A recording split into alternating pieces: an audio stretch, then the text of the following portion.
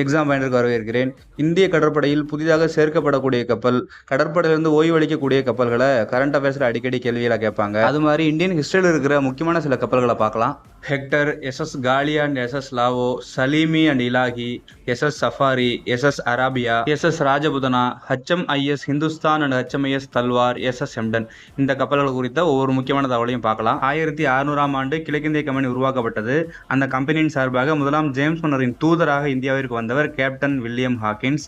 அவர் இந்தியாவில் வணிகம் செய்ய அனுமதி கோரி ஜஹாங்கீரை சந்தித்தார். அப்போது அவருக்கு அனுமதி மறுக்கப்பட்டது. ஆனால் 1615ஆம் ஆண்டு அனுமதி கிடைத்தது. 1608 ஆகஸ்ட் 24ஆம் தேதி சூரத் நகரில் இந்த கப்பல் வந்து சேர்ந்தது. கிழக்கிந்திய கம்பெனியின் இந்தியாவிற்கான முதல் பயணம் ஹெக்டர் கப்பலில் தொடங்கியது. எஸ்.எஸ். லாவோ மற்றும் எஸ்.எஸ். காலியா இந்த 2 கப்பல்களும் வ.உ.சி. உருவாக்கிய சுதேசி நாவாய் சங்கத்தின் சார்பாக தூத்துக்குடியிலிருந்து கொழும்புக்கு இயக்கப்பட்டது. இந்தியர்களாக தொடங்கப்பட்ட முதல் கப்பல் சேவை இது.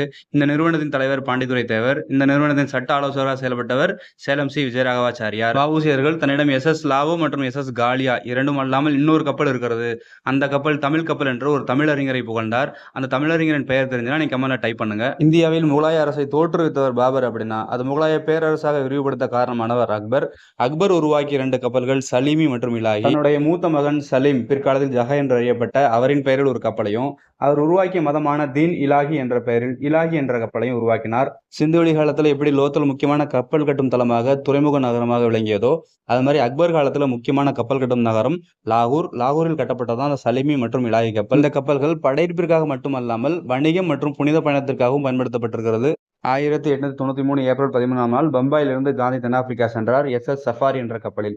எதுக்கு தென்னாப்பிரிக்கா போனான்னு கேட்டோம்னா, இந்தியாவிலிருந்து தென்னாப்பிரிக்காவில் வணிகம் செய்து கொண்டிருந்த தாதா அப்துல்லா என்பவரின் நிறுவனம் சார்பாக வழக்காடுவதற்காக சென்றார். தென்னாப்பிரிக்காவிற்கு எஸ்.எஸ். சஃபாரி என்ற கப்பலில் பயணம் செய்தார்.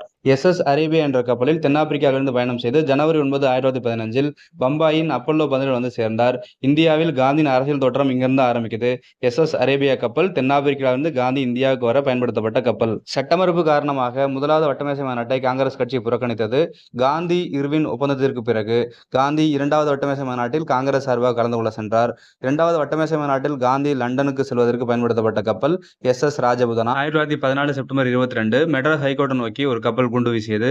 இது முதலாம் உலகப் போர் காலம். பிரிட்டிஷுக்கு எதிராக ஜெர்மனியின் SMS எம்டன் என்ற நீர்மூழ்கி கப்பல் இந்த குண்டை வீசியது. கேப்டன் வான் முல்லர் தலைமையில் இந்த படையெடுப்பு நடந்தது.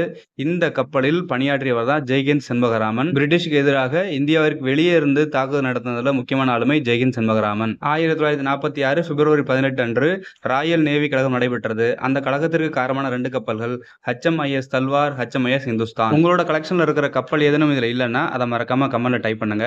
இந்த சேனலை சப்ஸ்கிரைப் பண்ணி வச்சுக்கோங்க. உங்க நண்பர்களோட பகிர்ந்துக்கோங்க. நன்றி.